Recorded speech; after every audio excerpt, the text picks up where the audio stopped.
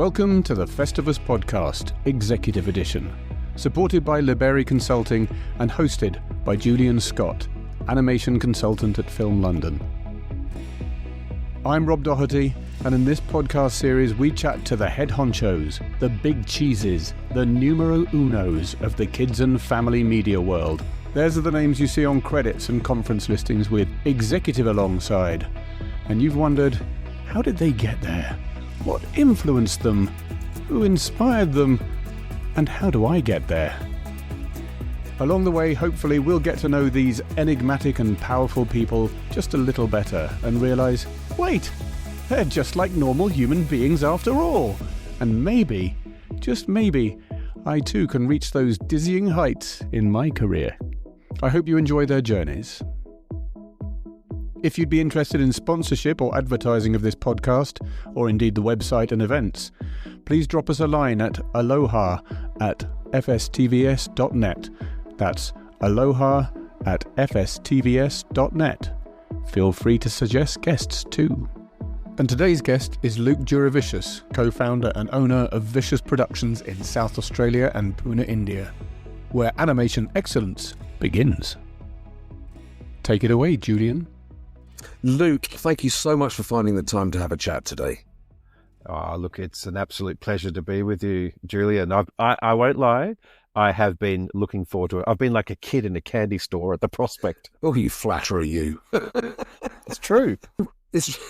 You run Vishus Productions out of Australia, a studio you founded back in 2007. You've had a multifaceted creative career and life, which has spanned all aspects of animation. You've also been involved in music composition, voice acting, and book illustration, which I think is 300 titles to date. You've worked with the ABC, Nickelodeon, NBC, Luma Pictures, Dark Slope. I could go on and on and on with the incredible smorgasbord of companies that you've been involved with. But you also play bass guitar, you fly fish, and you draw on people during dinner. That's quite an impressive chunk of work. Yeah, well, the drawing on people thing is my greatest talent, I would have to say, out of them all. No, there is a certain multifaceted component to what I do. I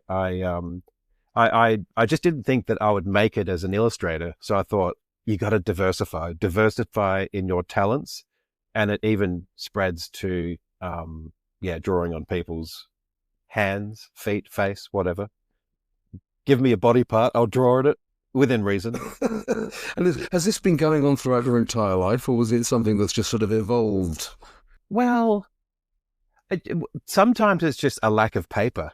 Like if I'm out for dinner, and I've just found it quite an interesting opportunity to get to know someone, especially if I'm at the markets. If there's no paper, I'll say, just give us your hand. Like I'll give you a hand tattoo. And usually I draw something with tentacles on it. In fact, Julian, I believe I've drawn on your hand. Is this correct? It is very true. In San Diego, yes, you did indeed. Yeah. Yeah. Were you happy with the result? I was. I haven't washed my arm, actually. It's still there. Yeah, right. That's good. No, that's thrilling. I think I have a photograph of it. Yeah, it wasn't my best work, but next time we catch up, I'll have to have another crack. With your permission. Yeah. Well, I look forward to that moment. Of course, absolutely, of course.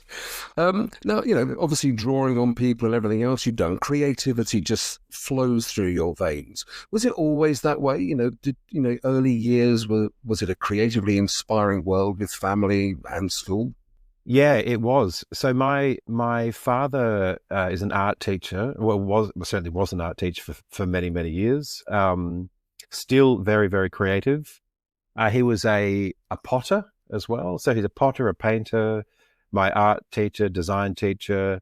My mum also was very, very arty, very creative herself. Did a lot of toll painting. I don't know if you remember the old toll painting, which is you get terracotta pots, or maybe not just terracotta. And it was just painting flowers, different sorts of flowers on pots. It was very big.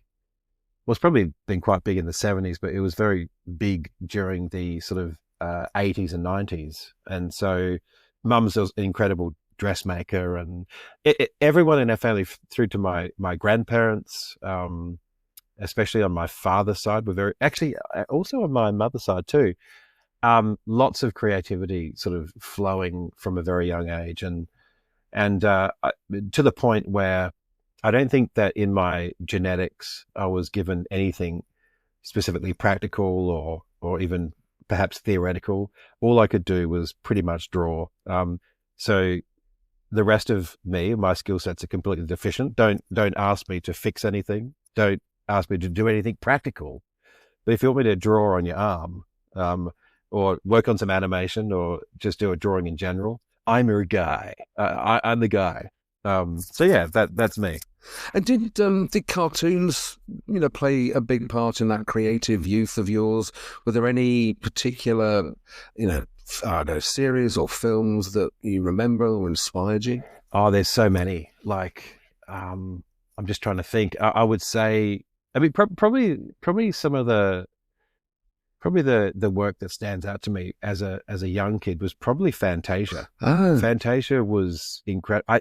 What I loved about Fantasia was just there were so many different mixed mediums in there. There was stylistically, there was so much variety in Fantasia. That definitely stands out to me as something that had a huge. Well, I was really impressed by it.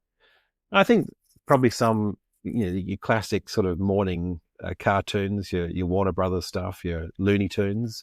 But then I have to say, Ren and Stimpy was a huge influence on me. I absolutely loved Ren and Stimpy. I thought it was fantastic. So yeah, I guess you've got this more perhaps highbrow Fantasia and maybe the lower brow. If that's actually not fair, Ren and Stimpy was quite revolutionary in the way that it was created. The posing in particular, the expression in the characters was really set a sort of a precedent for a lot of works, a lot of animation. So yeah, so that was some of my standouts. Yeah. And when you say the posing and the expressions, what was it that was particular about that you thought was sort of revolutionary? Well, usually what happens is that you can be so restricted to the design of a character, like you do your pose sheets and you sort of stick to a certain formula. But the actual reality is that, like, the characters of Ren and Stimpy, I think the rules were just go hardcore. Like, don't follow any specific rules. Like, go wild. It's almost like every single pose was different, and deliberately so. Sometimes you can get a little bit lazy with using recycled animation. It seemed like John Kay, or pretty much how that was directed, was really, I would like to see variety, please. Give me a variety of posing. And so I find that with a lot of 3D animation, you're quite, although it's not always the case, but you tend to be quite restricted by the limitations of what you have to create, say in a 3D character. But certainly with 2D, Ren and Stimpy just broke all those rules. And I think that's what's so amazing about it. Some of the facial expressions are so iconic. Amazing, really. Like SpongeBob, they're all inspired by Ren and Stimpy for sure. Many other cartoons are. So clearly, Ren and Stimpy was a bit of a turning point in animation, in your opinion. For me, it was. And you could say Ren and Stimpy was inspired by sort of, old sort of animation from the distant past. But yeah, absolutely, I would say that inspired me. It was a turning point for me and a lot of people, for sure. Yeah. And going back to, you were talking about Fantasia and the Saturday morning sort of classics that, you remember from when you were a kid. Was there a moment in your life, a point, I don't know, school or a high school or wherever, where you thought, actually, I want to do this forever. I can be involved in cartoons. I can make a life in this. And was there anybody, teacher, somebody else who helped guide you forward in that route? So my dad was my teacher at school. I have to say that I really do attribute a lot of, we got a lot of encouragement from family, dad in particular. Not to suggest that my mum, actually our mum wanted us to be more plumbers, electricians, and get a real job. type thing. But Dad was very encouraging of our artwork, and we were as a family showing a certain level of skill in that area. And so Dad was definitely a huge inspiration, very, very encouraging. In fact, actually, we used to do a lot of coloring competitions as kids. We cleaned up. We won like 3 computers. We even won a year supply of Mars bars and a mini bar fridge, bikes. We actually won a family trip to Disneyland for a week. Like, we just went in every single possible coloring competition, drawing competition. It even got to the point where we were fatigued. We got coloring competition fatigue. And so I remember my dad saying, Luke, there's a drawing competition for Easter, and I want you to enter because it's a trip to Singapore. And I was like, oh, Dad, come on, I've just won like an Apple Mac Classic. Just I need some time. I need some time to breathe. I need to recharge the batteries. Anyway, the winner was pathetic, and Dad was, let's just say he wasn't real happy about my refusal to enter the Easter competition. So, have I answered your question? In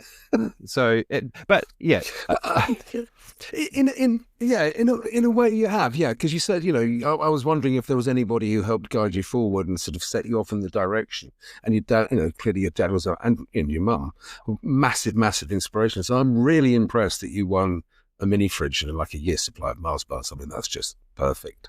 Actually, that was my brother. That was my brother, to be honest. Oh, was it? He won it. I was claiming that, but he won it. And actually, I would say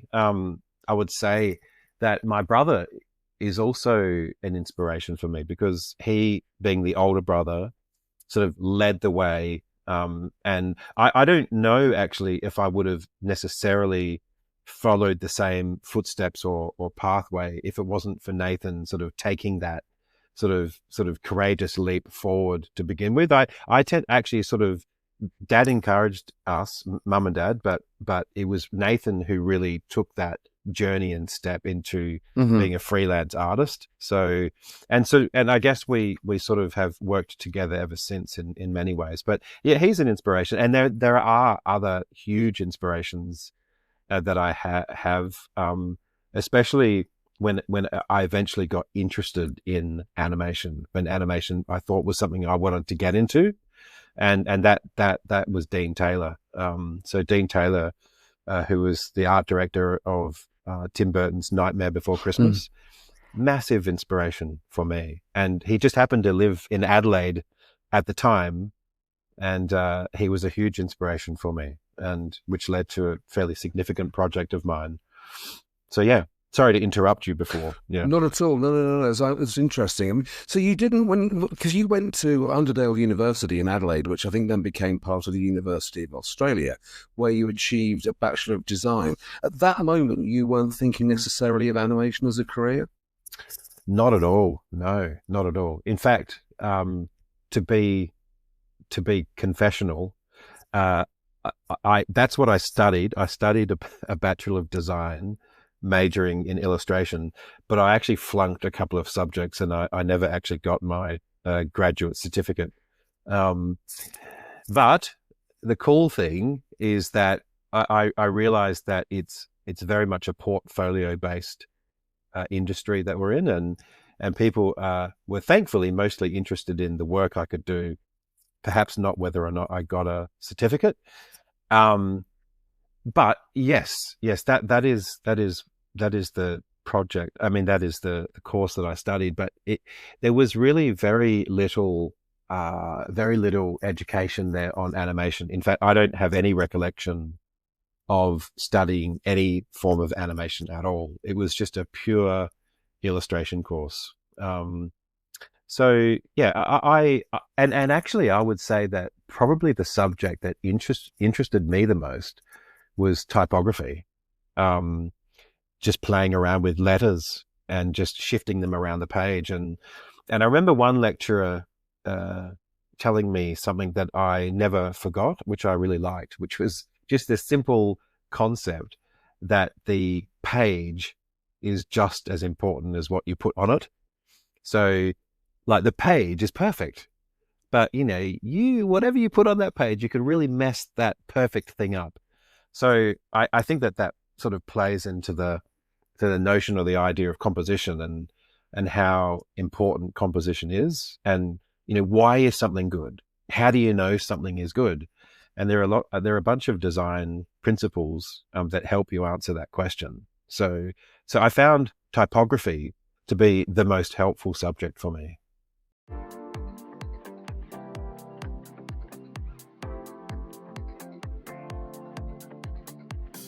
Did you know that Festivus is so much more than just this podcast? Not only do we host regular free networking mixers in London, Annecy, Munich, Manchester, Bristol, Cannes, and many other locations, as we have done now for 21 years, via our website we have so much more industry-related information that can be accessed. More creative-focused podcasts to illuminate and educate, the latest industry news powered by Squiggly Magazine, the latest training courses, and other invaluable resources to help power your career. And we also have a jobs board to advertise roles directly to our 3,500 website subscribers and over 13,000 social media followers. Sign your studio up now and take advantage of our extremely reasonable rates for job postings. You'll be hitting the motherlode of creative talent. Go to FSTVS.net and start your day the Festivus way.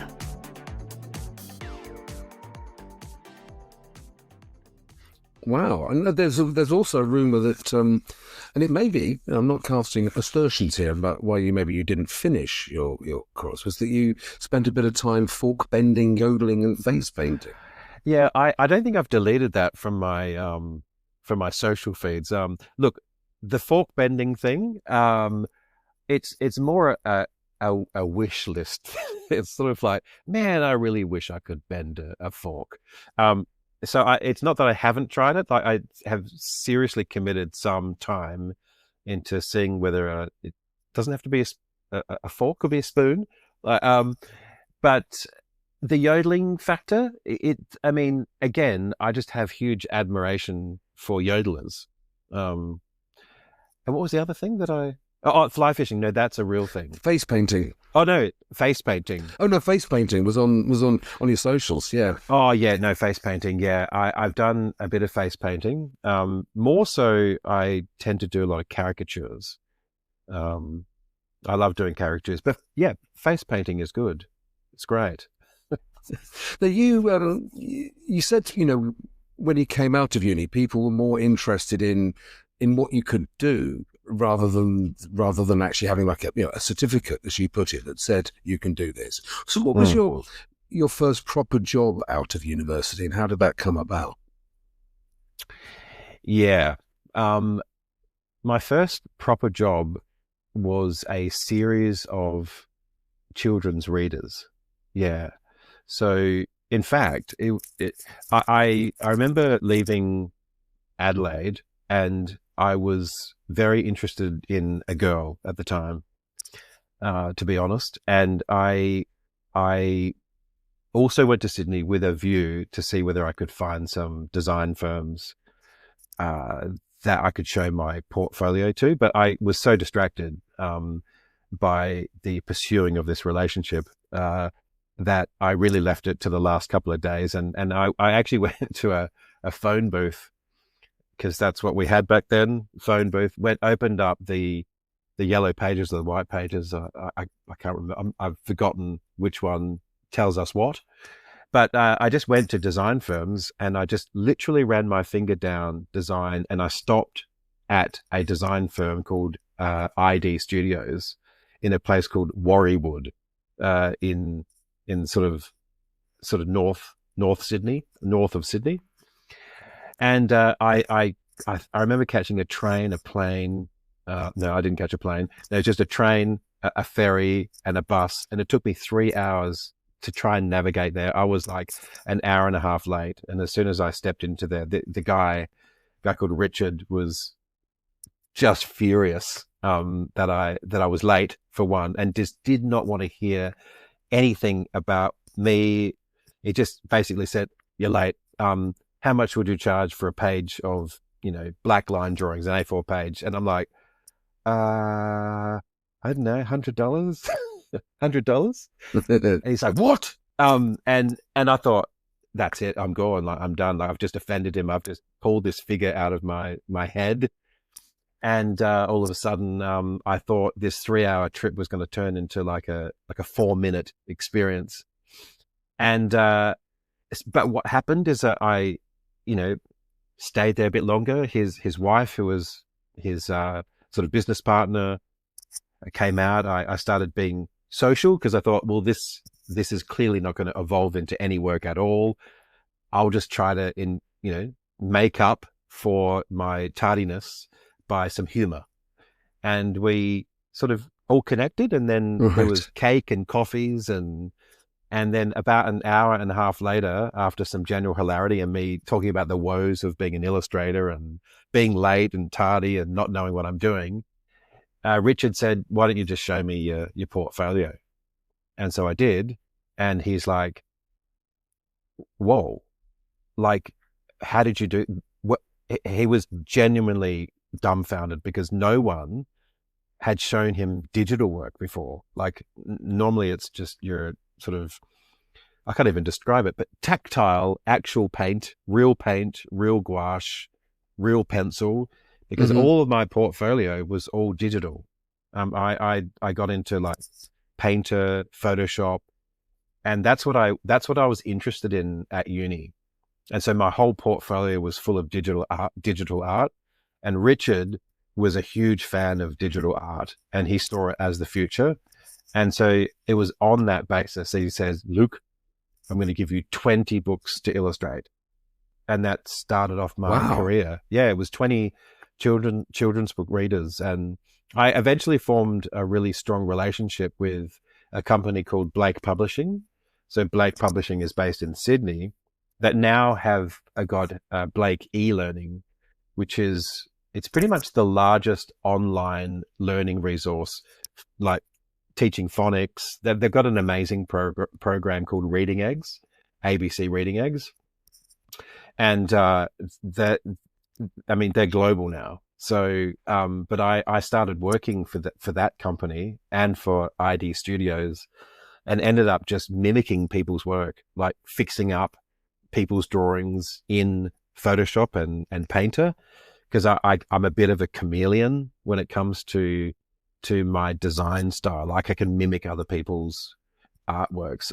I'm not like those artists, who are purists, who have a distinct style. You're like, oh, that's a Nathan Jurevicius who has a very distinct style. Whereas I'm a bit of a sort of chameleon. I can, whether that's good or bad, I can sort of adopt styles and pull things together, which is probably why I ended up sort of moving into sort of directorial work a little bit. I don't know, maybe that's got no relevance to directorial work at all, but I guess I'm appreciating all different types of styles, and seeing what I can do to kind of, I don't know, mimic them was interesting to me. So I didn't quite know what my style was for quite a while there. Yeah. So there you go. That's my publishing story. And then it turned out that I did at least 300 books. There's probably more closer to 500 in some way, shape or form. My artwork is appearing in about, at least, because there's a lot of educational books that I illustrated for, heaps of education-based books. Yeah. Cool. And so when did you you're doing a huge amount of book illustrations here. When did you actually transition? When did you think, oh, I know, I want to found a studio with my brother and do lots of stuff with that, an animation studio? What was that transition point? Yeah, that's interesting, because I got it. I moved into animation when Macromedia Flash first started, and my cousin Michael had an animation studio called Digital Artisan, and he had a contract with an American company to do these email cards. They're sort of email insult cards.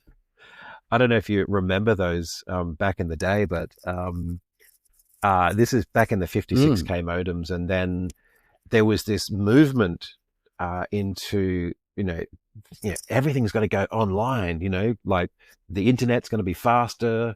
And we sort of started working with this American company on a lot of online animated content.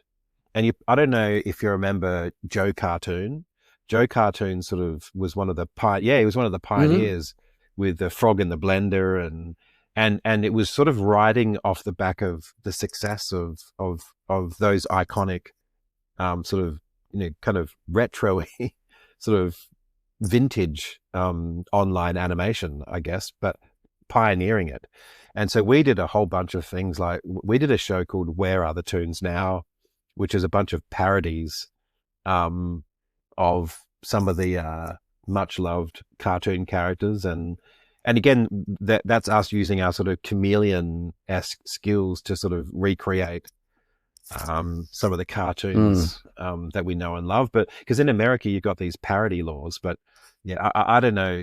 I was a little bit dubious about it, and to be honest, I wasn't really happy with the animated content that we did, because it was quite distasteful to me.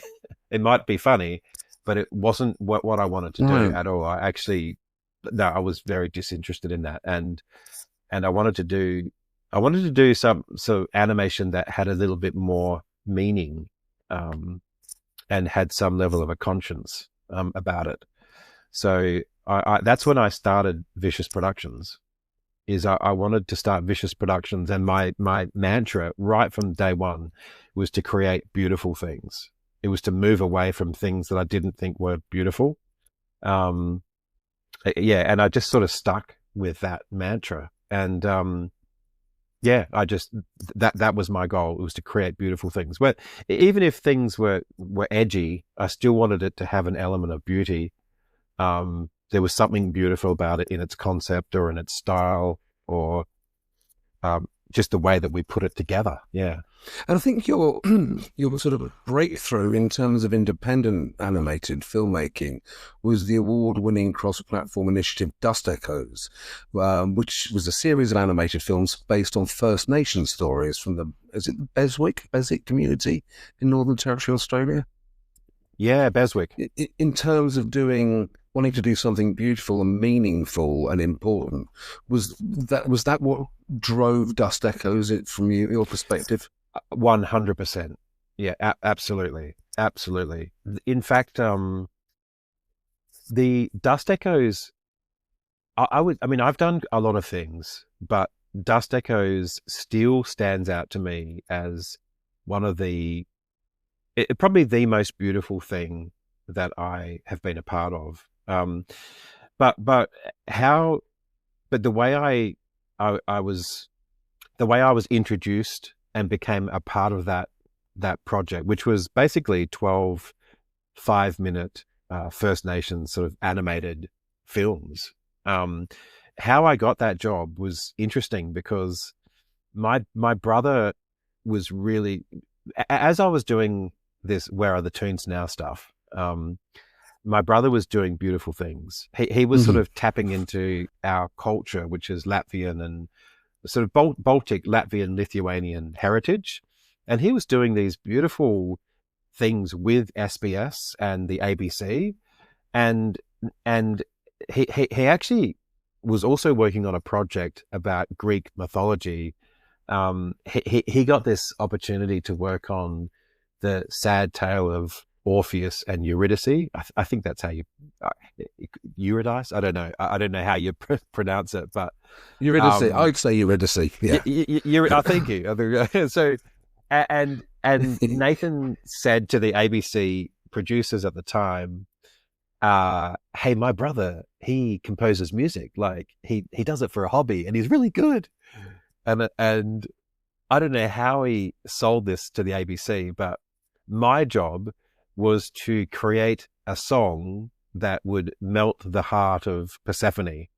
So I had to create this incredible sort of lyre-based song, which was so beautiful that it would melt hearts. And so that was my job. And so I thought, Nathan, what on earth have you done here to me? You've set me a task that I just don't think I can do. But I don't know whether it's I don't know the right word for it, except to say that something aligned, something triggered in me, and I created this song, this beautiful song, this melody line that was just a winner. And the ABC loved this song so much that they put it on their, what was it, their MP3 players, or what it was back in the day. And people were listening to this song internally at ABC Interactive. And it caught the ear of a producer and writer called Michael Wagner. And basically they said, we need this guy, whoever composed this song, we need him to be the composer, and to work with our First Nations consultant and the Beswick community to compose songs for this amazing project called Dust Echoes, which was First Nation stories. And so it was that song which led to this amazing opportunity. And then I'd said, hey, well, I also work on animation and I want to do beautiful things. And they said, well, you can do a couple of the animated episodes as well. And I thought, fine, let's do that. And so they made me the creative director of the series. And I worked with this amazing guy called Tom E. Lewis. And he was our First Nations consultant. And I stayed in the Beswick community for 2 or 3 weeks. And I gathered stories. I took a field recorder. I recorded the sounds of Beswick in the Northern Territory in Australia. I would be taking photographs of dirt, termite or ant nests, leaves, trees. I took so many photographs, so much reference material so that I could take this. And we also recorded, of course, a whole bunch of amazing stories. Some of them were in language and Tommy would help translate those. And I took all that information back and we distributed it to a whole bunch of different animation houses here in Australia. And it was just magic. There hasn't been anything like that since. And it just won awards. It really set a precedent, I think. And the resources and the sort of educational package that sits around Dust Echoes is still used today, and it's still as popular as ever. And that was like back in 2005 or 2006 or something like that. So it was hugely important for me, and I would say that anything that's sort of related to sort of First Nations projects, like I'm just in. It interests me, and so we worked with a producer and in South Australia on a project called Wadu Machidi, which was all about language preservation and language learning. It's about, if you're going to preserve a language, create something to accompany the learning of that language with something beautiful. And so we worked with the students or kids, First Nations kids who actually came up with the story themselves. And Vishus Productions was the animation studio that showed them how to do it. And so they came up with a story and we showed them how to create an animation from start to finish. And their voices are the voices in there. They're so sort of intimately involved in the whole experience. Plus, they got to learn language, and it now exists forever. So that's a beautiful project. And then fast forward years later, I worked with Eddie Betts, who's a famous footballer, AFL Australian rules footballer, is my football hero, the greatest small forward that's ever played the game, in my opinion. And so we did a television series for Eddie Betts, which is also pretty special to me as well. So yeah, it's a real passion of mine, for sure. This podcast is made possible thanks to the support of the awesome Liberi Consulting. Liberi offers specially tailored industry-related training courses. Check them out at libericonsulting.com. That's LIBERI consulting.com, You can also find links to their fantastic courses on the Festivus website. And it seems to be like it's something that you actively embrace as a studio as well as an individual. And I know you're committed to embrace First Nations projects and talent, and also committed to paving the way for a mentoring program and upskilling talent in this underrepresented sector. So the whole sort of ethos of the studio is it based on that, or is it sort of embrace that? I think that it's embraced it. Like it's I think for me it just comes from how do I put it? It's like, for me it's something that I became so immersed in with Dust Echoes that it's in my blood. Like I can't shake it. I wouldn't want to shake it. It's so interesting to me.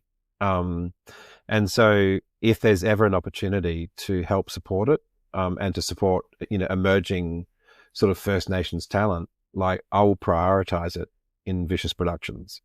I'm currently mentoring a young chap at the moment. And I'm just watching him develop in leaps and bounds.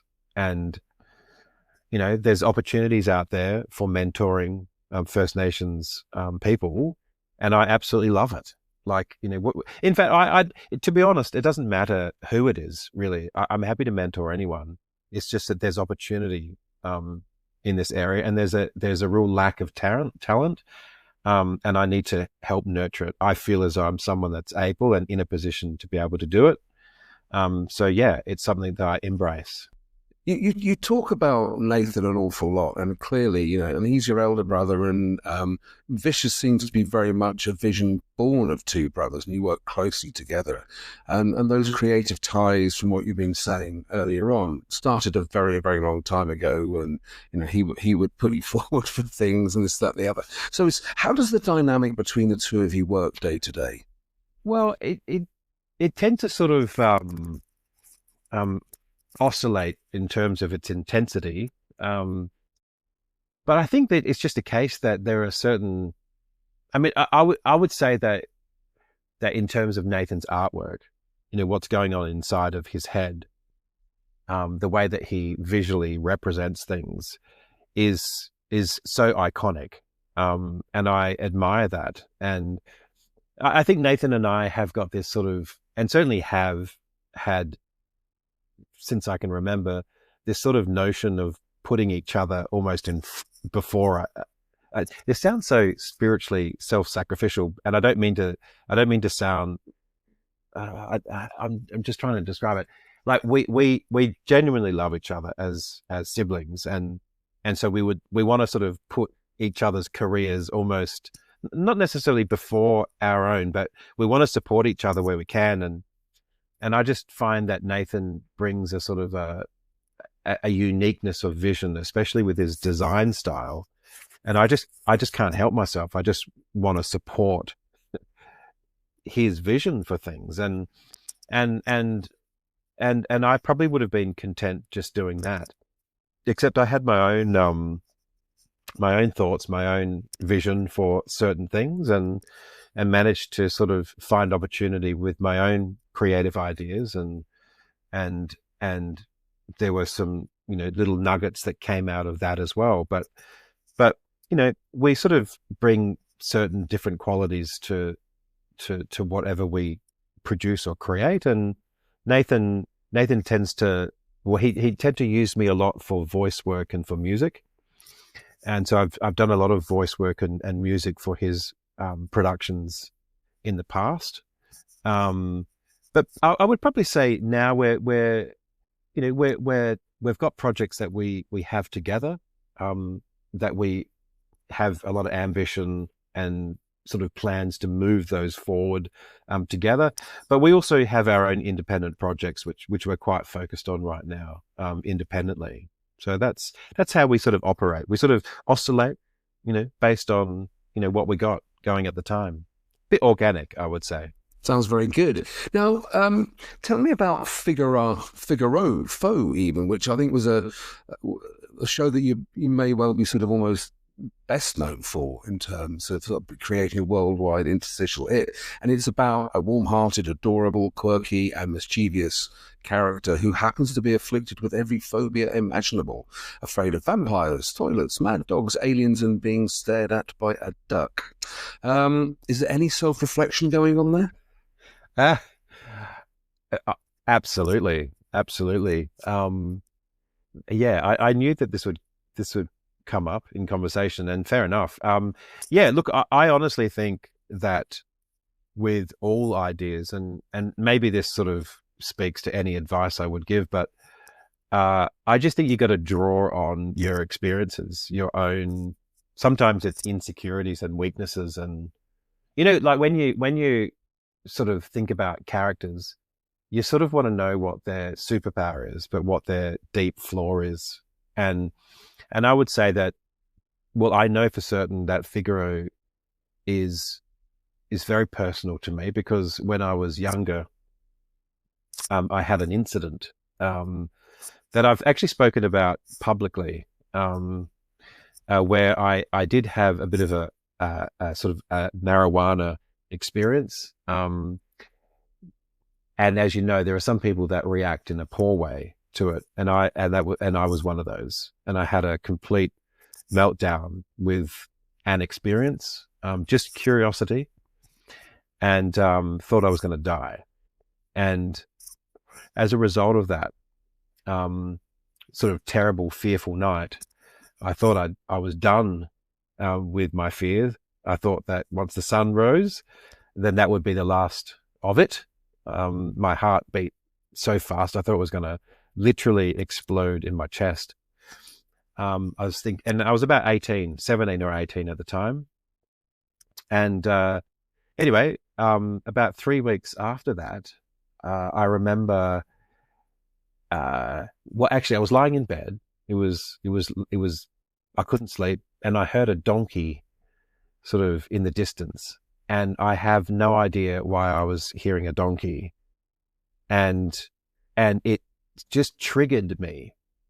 I thought, why am I hearing a donkey? Like, why? And because I come from a religious background, I just had these visions of Jesus riding on a donkey, which is, if you know much about biblical stuff, there's sort of connections to Jesus riding into Jerusalem, being welcomed into the city of Jerusalem as king. And I saw it as the return of Jesus. And I thought, here's me. I had this terrible experience, something that I feel like I was guilty about, regretted. And all of a sudden I had this, I guess, PTSD reaction. And I had this horrendous panic attack, and I ran up to my parents and I confessed all, and they just rushed me to the hospital, and they said, you're having a panic attack. And then I ended up having panic attacks from that day forward for the next 15 years, like chronic ones, just crawl. I don't know if you've had a panic attack before, but I've had them where you're just reduced to crawling on your hands and feet, your knees, crawling. Let's just say crawling. And it was only when I had my first child, or our first child, Charlie, that the panic attacks left. I never had a single one after we had our first child. But so I guess a long story, just paring it back, is I found that Figaro was a bit of a Patch Adams approach to fear. Like the best form of medicine was humor, to laugh at it, to poke fun at it. And I wasn't trying to be insensitive about it. It was just that it was a type of coping mechanism. And I could relate to this person that seemed to have all these strange sort of phobias and things that would set me off. And so it laid the foundation for Figaro. And, that so many people have spoken to me since, especially, kids with a level of autism or any kind of sort of trigger responses that they might have. Like, it's been amazing how it's been a form of therapy for more than just myself. People can see themselves in Figaro, and I think that that's why it was such a phenomena at the time, is that there was this very relatable character that we allowed Figaro to show his fear. And when you're fearful, you don't always behave your best. And we didn't want to hold back on that either. Like it's very raw. It's a very raw, and I was given license to pretty much do whatever I wanted on Figaro. It was very unique experience to be working on a project like that. So yeah, there you go. That's the story of Figaro. That's quite an incredible story, to be honest. It really is. And I mean, I mentioned earlier on slightly jokingly about the fact that you play bass guitar and enjoy fly fishing. And, I think mental health in our industry, especially at the moment where things aren't as easy as they could be, is very important. And your working life must be pretty full on. So how do you find a way to get a good work-life balance and be able to switch off at all by, doing things like playing bass guitar or fly fishing? Is that really important to your life? It's a constant struggle, actually. You have to find those moments. You have to find time for the people that mean the most to you. And I would say that I would be guilty of getting overly consumed. I'm guilty of that. I would say it's when you have a job that has a level of satisfaction. Creativity requires a certain level of obsession, and I think in order to do things that are good, that you think are truly beautiful, it does require time and commitment. But I've got 3 kids. I've got a amazing wife, amazing kids, and you do see them growing up super fast, super quick, and you don't want to miss that. You don't want to miss those moments. And I'm always reassessing. I'm always looking at the sort of work, family, spiritual, although there's a big balancing act, and I think most of all I just love people. So I love socializing. I love humor. I love a good, deep and meaningful conversation, and so I do most of all try to find time for that.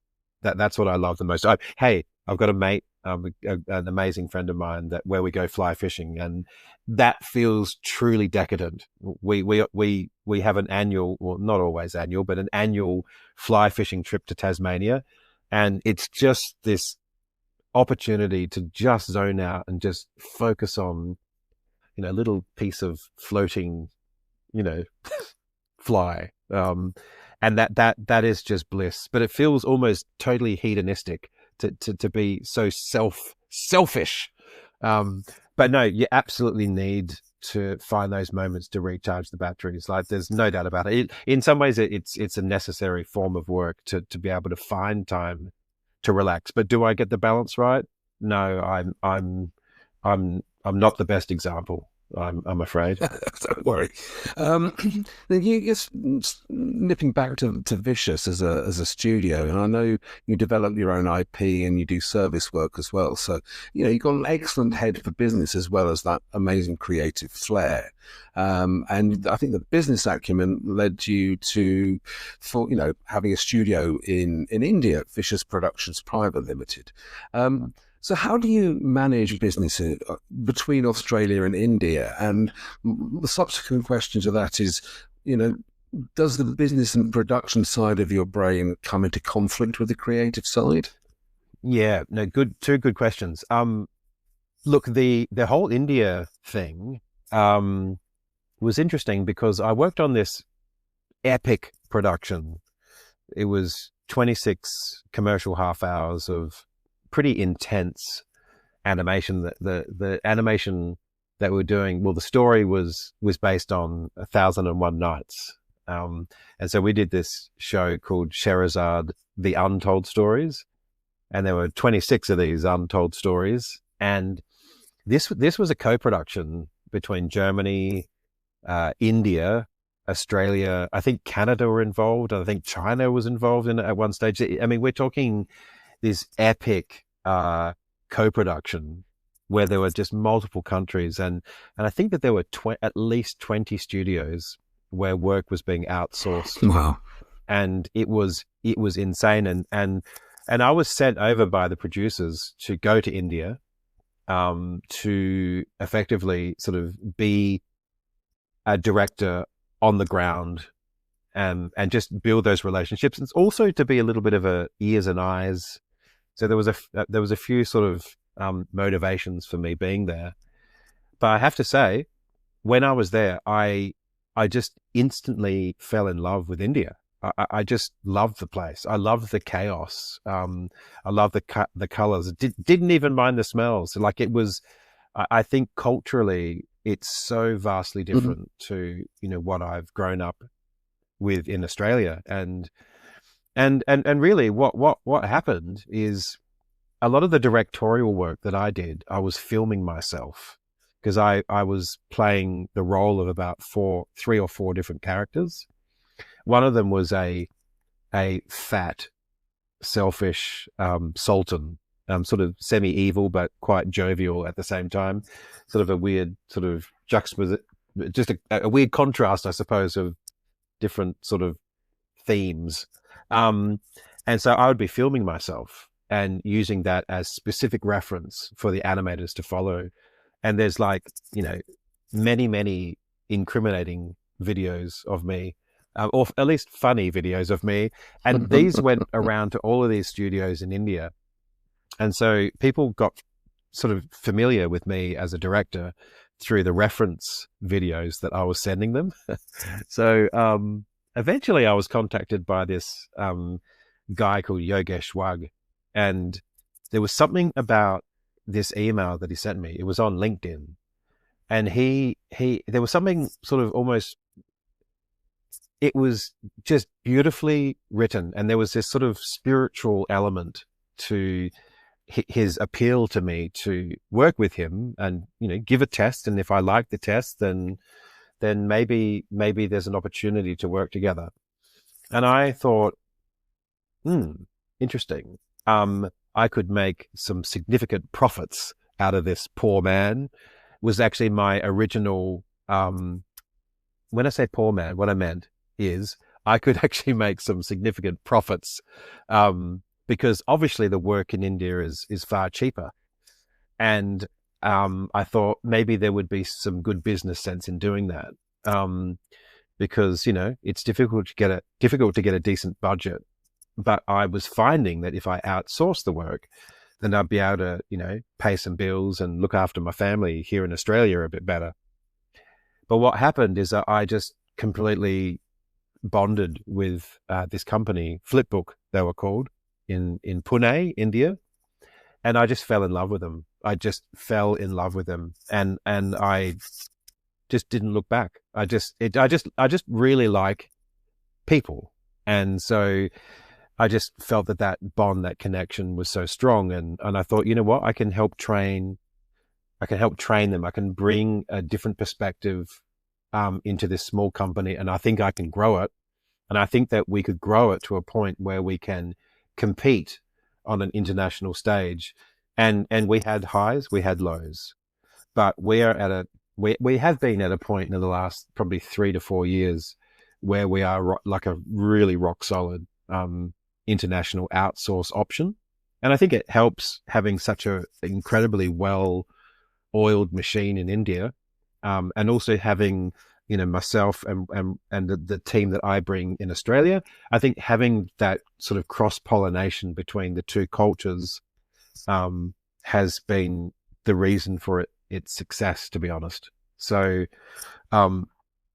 it's been the best thing that I've ever done, and I've loved it. And it's created some really good business opportunities for, yes, outsource work, but also for me to just create, because I can do it, and I can create things, and I can develop up my own IP at a bit more of a more economic way than if I was to try and do it either independently or work with currencies where it makes it less possible, I suppose.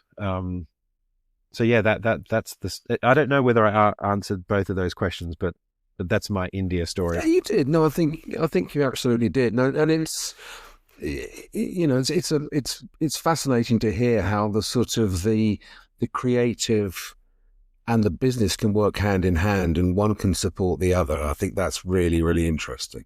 Yeah, exactly. And that, which is the next question, isn't it? Is like, how do I juggle between that sort of business side and the creative side? Probably it is difficult. I think I'm naturally leaning far more towards the creative rather than the business side, but there is something incredibly satisfying about being involved in the sort of the do's and don'ts or the intricacies of running a business or a company or a couple of companies. So there's something creative in that as well. And again, you're dealing with people.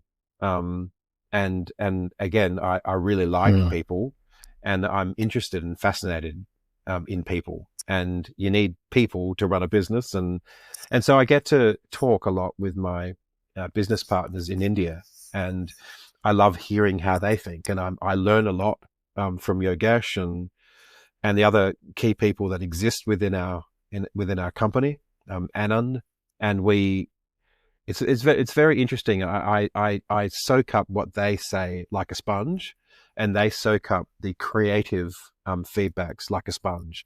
And so we have this mutual learning. And there's a lot of self-taught stuff, but I would say that probably the challenge that you have as a sort of a producer / business guy and a creative is that sometimes you can make a more of a business or producing type choice to the sacrifice of pushing hard creatively, and yet at the same time it's really good to have a director that understands the business, that understands the limitations as a producer, or timelines, schedules, the impact that your creative decisions might have on schedule and budget. Like if you've already solved that problem with the director, it can be really, really helpful, especially in a television production where you've got crazy schedules, and you need to have gut instinct based creative decisions.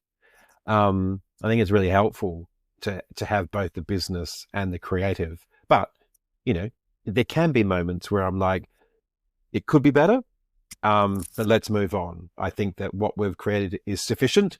Whereas a director that doesn't have a producing head is like, no, we need to push until it's absolutely perfect. And there's a place for that, so long as you've got the budget and the schedule.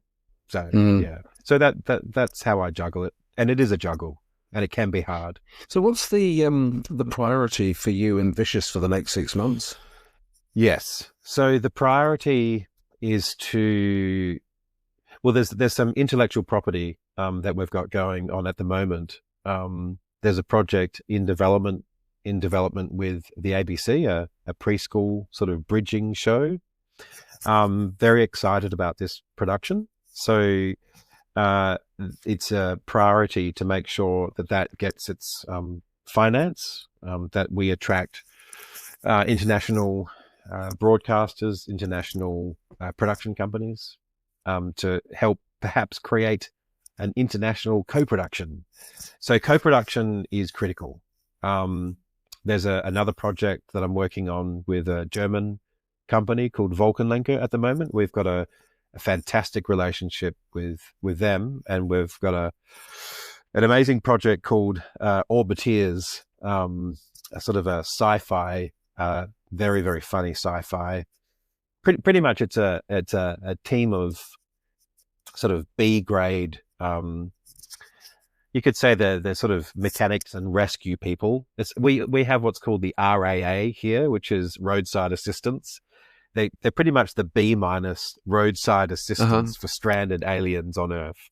And they've just got every episode's about them trying to sort of, rescue or fix the craft and get these stranded aliens back home. Very, very funny. So this is right on the cusp of production. I'm also working on several other projects at the moment. Some of them are purely online. because online is really where, well, not everything, but there's a real strong push to try and create online content at the moment. A lot of people are using Instagram, they're going to YouTube, and I'm thinking that it would be really good to find a way to create boutique content, beautiful content that is online, because I think that there's an opportunity there.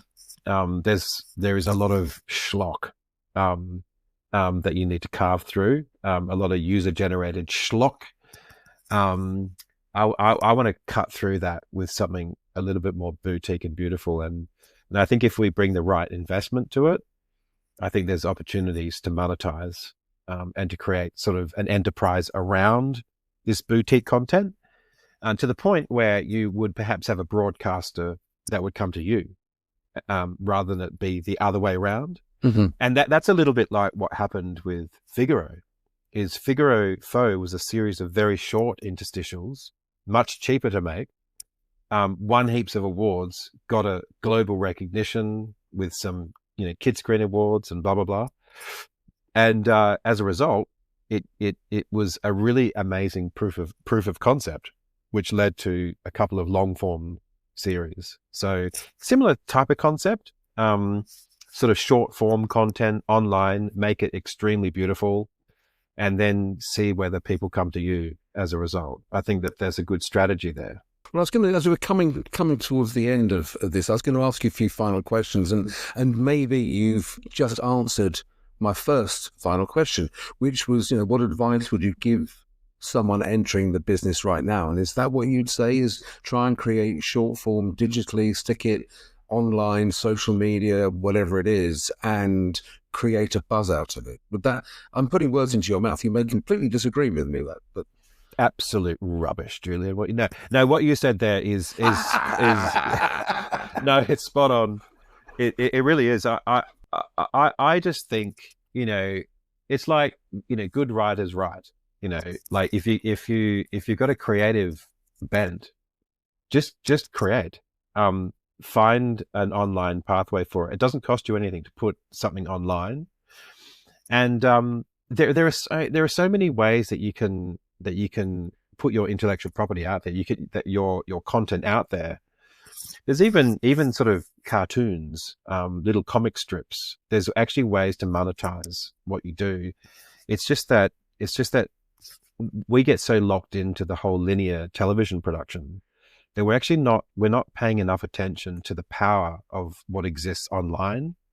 Like the fact that you can generate a huge audience through the things that you create that may not actually cost that much really to produce. It's just that it's a clever, catchy and engaging idea. Yeah, no, I think that people should just create and find their audience. I've seen it happen multiple times. So yeah, no, I do think that advice is advice that I would give. I just think just keep creating, do what you love, don't give up, stick at what you do. I don't think that you can get good at something unless you're committed to it and passionate about it. It's probably advice that that most people will give who have found some level of success, is that it's not something that happens overnight. It's just something that you've got to commit to, and if you're passionate about something, you love what you do. And I think that what you'll find is that other people will love what you do too. That's what I've found. And I suppose, penultimate question, what's the best piece of creative advice that you have ever been given? Yes. I've heard this question asked before of other people that you've asked. I would say that it's advice that Dean Taylor gave me. And maybe I've distorted it over time, but he said to me, Luke, he goes, less is more. And I'm like, yeah, I've heard that before, Dean. Thank you. Thank you for that nugget. He said, no. Less is more. You just need to do more with the less. And the only way I can really properly explain that is to understand the way that Dean designs. is that instead of filling up the page, with a huge amount of clutter, is just find placement for what it is that you want people to focus on and make that more. So put less into what it is that you're trying to tell. Could be a story, it could be a visual piece of artwork, but just spend more time on the less, because that's where what you want people to focus on. And I've actually used that even in storytelling. It's just, look, less is more. Just do more with the less. It's like a storyline. It's like in Figaro, it's like, what I want to do is I want to tell a story about, being scared of a duck staring at me. And it's about how far can we ink out the less? We just want to do more with the less. So there's this idea of playing the moment. It's like, just stick. Don't complicate it with any kind of B plot or anything like that. Just stick to the duck. And that's what Figaro is all about. It's playing the moment. It's doing more with less. And I find that sometimes the episodes that you might see, even live action episodes, sometimes it's the economic episode, the one where they're stuck to a single room. They're kind of the best ones because they find something more with the less. And so that there is some of the best advice I was given by the amazing Dean Taylor. Really, really interesting, that. Okay, final question, most important question. Who would you most like to have dinner with and draw on? Probably a couple of people. I mean, there's probably three. Could I have three? No, I'd be interested to have dinner with Hieronymus Bosch. I think he would be fascinating. Right. I think his sort of depictions of hell were kind of interesting, and maybe sort of, another seat would be Salvador Dali, and then at the same time, I'd love to sort of hang out with Antonio Gaudi, because his architecture just blows my mind. And in fact, again, huge inspiration for Figaro, because I think it was the Sagrada Familia was what sort of inspired the House of Figaro on the Rock of Gibraltar. That was what my brief was. So yeah, I think, if I could have three, in terms of sort of artists, I think I would. I may not understand anything they said, but I would certainly be in awe, and I think that we'd probably be drawing on each other's hands, probably. Bit of a draw in. Luke, I can't thank you enough for taking the time to chat to me today, and so much of what you said, so much of the honesty that you brought into this conversation is incredible and inspiring. And yeah, it's been an amazing hour. Thank you so much. Oh, it's an absolute pleasure, Julian, and I loved your questions. A massive thank you to Luke for taking the time to talk to Julian for today's podcast. It's always appreciated. This podcast is only made possible with a lot of behind-the-scenes support and logistical help from Janet Balmforth at Liberry Consulting and the wonderfully erudite and charming Julian Scott at Film London. Our eternal gratitude to them both. Don't forget to subscribe and share with your friends and colleagues. We hope you've enjoyed this episode, and we look forward to welcoming you back for the next. Take care out there.